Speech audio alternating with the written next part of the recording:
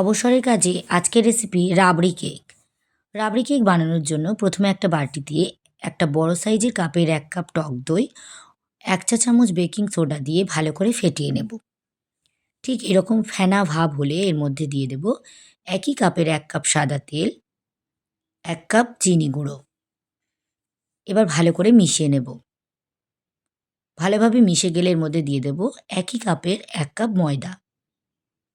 একই রকমভাবে ময়দাটাকে মিশিয়ে নেব। ময়দাটাকে এমনভাবে মেশাতে হবে যেন এর মধ্যে কোনো দানাভাব না থাকে। এবার এর মধ্যে দিয়ে দেবো অল্প একটু কেশর। কেশরটাও ভালোভাবে মিশিয়ে নেব। আপনারা চাইলে কেশরটা দুধে ভিজিয়ে ইউজ করতে পারেন। এবার এর মধ্যে অল্প একটু লিকুইড দুধ দিয়ে দেব। যে কোনো দুধ ব্যবহার করতে পারেন, গরুর দুধ অথবা গুঁড়ো দুধকে গুলে।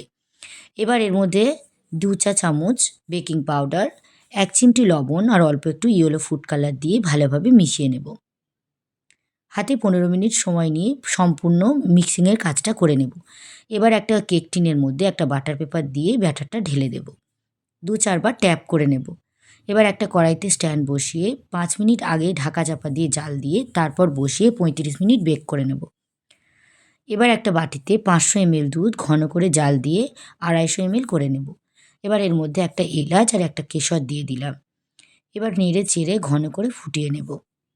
এবার কেকটার মধ্যে একটা টুথপিকের সাহায্যে কয়েকটা ছিদ্র করে দেব, যাতে রাবড়িটা এর সাহায্যে সোক করে নেয়।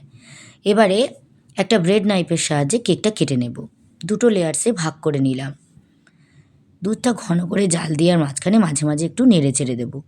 দুধ ঘন হয়ে জাল হয়ে গেলে এর মধ্যে দিয়ে দেবো কনডেন্স মিল্ক। নেড়ে চেড়ে কনডেন্স মিল্কটা মিশিয়ে নিলাম।